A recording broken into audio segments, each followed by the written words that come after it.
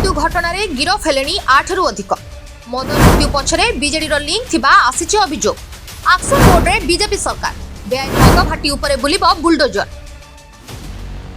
भांगुछि बेआईन मद भित्तिभूमि। सारा ओडिसा रे बीजेडी सरकार बेले बेआईन मद कारबार बढ़िथिला। एबे मोहन सरकार मद माफियांको अंटा भांगिबो निर्देश परे सबुठी अबकारी विभाग पक्षरु चालिछि रे। चिकिटी विषाक्त मद मृत्यु घटना रे फेरार अभियुक्त राजेंद्र साहू और जुरिया गिरफ होइछि।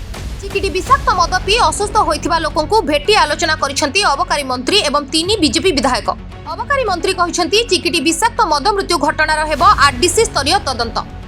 2 मास भितरे आसीबो तदंत रिपोर्ट। राज्य सारा बेआईन मद भाटी उपरे बुलिबो बुलडोजर। माटी रे मिसिबो बेआईन मद भाटी। वर्षे भितरे भांगिबो बेआईन मद नेटवर्क। राज्य सारा रेड आरंभ होइछि। 2017 बेआईन मद भाटी चिन्हट होइछि। 117 जनकु एबे सुधा गिरफ करा जाइछि। मद मृत्यु घटना पई ब्रह्मपुर अबकारी जिल्लार सरकारी इंस्पेक्टर रमेश चंद्र महांती एवं सब इंस्पेक्टर प्रसन्न कुमार जाली निलंबित होइछन्ति। एहा सह ब्रह्मपुर अबकारी सुपरिटेंडेंट प्रदीप पाणिग्राही को अन्यत्र बदली निर्देश को दैछन्ति सरकार। आउ एसबु भितरे चिकिटी मद मृत्यु घटना को नै थमुनी राजनीति। आरडीसी तदंत हेबो बोली सरकार कहिबा परे भी विधानसभा रे देखिबा को मिलिथिला विरोधी बीजेडी रो हाई ड्रामा।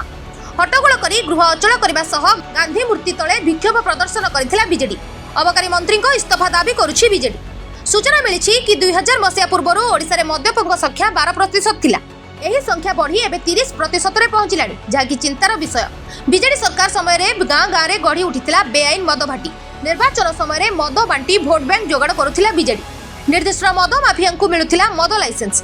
गत नवेम्बर मासरे कांग्रेस सांसद तथा मद बेपारी धीरज साहू ठारू 100 कोटी टंका जबत करिथिला आयकर विभाग। अभियोग होइथिला कांग्रेस एटीएम रो सुरक्षा कवच साजिथिला बीजेडी सरकार। एबे देखा जाऊ बेआईन देसी मद भाटी उपरे राज्य सरकार कोन एक्शन नेउछंती। Report ATV Odisha live.